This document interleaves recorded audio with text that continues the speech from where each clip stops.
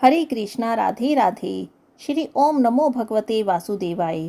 आज हम ज्येष्ठ मास महात्म्य के 22वें अध्याय की कथा सुनेंगे। स्कंद जी कहने लगे, हे ऋषियों, इस ज्येष्ठ मास की त्रयोदशी से लेकर पूर्णिमा तक 3 दिन का सावित्री व्रत होता है। इसको स्त्रियां सौभाग्य के लिए करती हैं। पतिव्रता स्त्रियां पूर्णिमा के दिन उपवास कर पतिव्रत तिथि में पारणा करती हैं। ऋषि कहने लगे, हे स्कंद जी, हे षडानन, आप इस व्रत की विधि हमसे कहिए। तब स्कंद जी कहने लगे, हे विप्रो, ज्येष्ठ मास की पूर्णिमा के दिन पतिव्रता स्त्रियां अमृत समान जल से वृक्ष का सिंचन करें और सुंदर गंध, अक्षत और पुष्प से उसका पूजन करें।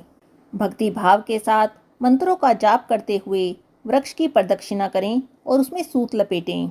इस व्रत को समाहित चित्त से 1 वर्ष तक करें और रात्रि में भोजन करें।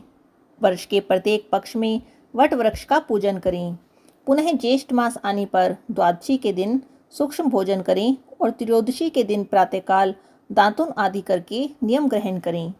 हे जगतदात्री, आज से लेकर 3 दिन तक मैं व्रत करूंगी। चौथे दिन चंद्रमा को अर्घ्य देकर उस सती सावित्री का पूजन करूंगी। यथाशक्ति ब्राह्मणों को भोजन कराकर भोजन करूंगी। हे शुभ्रे, मेरे व्रत को पूर्ण करो, किसी भी प्रकार का विघ्न उत्पन्न ना हो।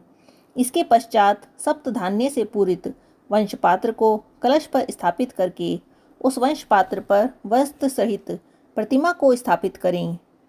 स्वर्ण की प्रतिमा, ब्रह्मा, सावित्री और धर्मराज की प्रतिमा बनाकर पूजन करें। वट वृक्ष के मूल भाग पर स्थापित व्रत के घट के ऊपर प्रतिमा 3 दिन तक स्थापित रहने दें।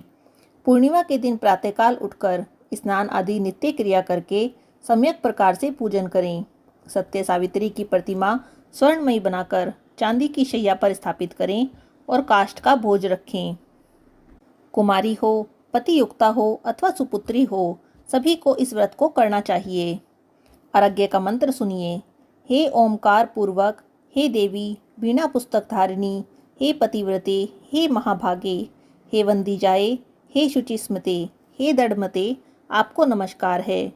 हे वेद गर्भे, हे निमित्त, हे प्रिय भाषण करने वाली, हे सुवते, आप अवैध्य सौभाग्य तथा पुत्र पौत्र और संख्य प्रदान करें।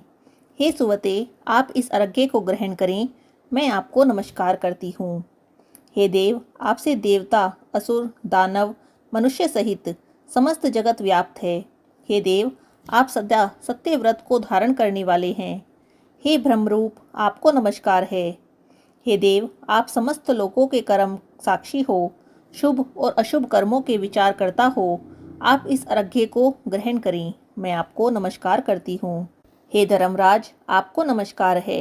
हे धर्मरूप, आप धर्मराज हैं, पितरों के स्वामी हैं, समस्त जीवों के साक्षी भूत हैं। आप इस अर्घ्य को ग्रहण करें और मुझे पति सुख प्रदान करें। इस प्रकार 1 वर्ष तक व्रत को करें। यदि कोई स्त्री असमर्थ हो तो 1 मास ही कर ले। यदि 1 मास का व्रत करने की सामर्थ्य ना हो तो 3 दिन का ही व्रत करे। इस प्रकार पवित्र आत्मा 1 मास तक उपवास व्रत करे। जो कुलांगना ज्येष्ठ मास में प्रातःकाल स्नान नहीं करती, महान व्रत रखने पर भी उस स्त्री का दुर्भाग्य होता है। जैसे अपवित्र अर्क यानी आग का वृक्ष की समस्त वस्तुएं निष्फल होती हैं, उसी प्रकार ज्येष्ठ मास में समस्त कर्म करने पर भी यदि स्नान आदि प्रातःकाल ना किया जाए तो सब फल नाश हो जाता है। हे ऋषियों, सावित्री के 3 दिन का व्रत करना और उसका विधान क्या है, वह सब मैंने आप लोगों से कहा। व्यास जी राजा युधिष्ठिर से कहते हैं कि हे राजन, ज्येष्ठ मास की पूर्णिमा यदि ज्येष्ठ नक्षत्र से युक्त हो तो छाता जूता दान करने से राज्य प्राप्त होता है। स्कंद जी कहते हैं, हे ऋषियों, ज्येष्ठ मास महात्म्य में ये सावित्री व्रत का वर्णन मैंने आपसे किया है।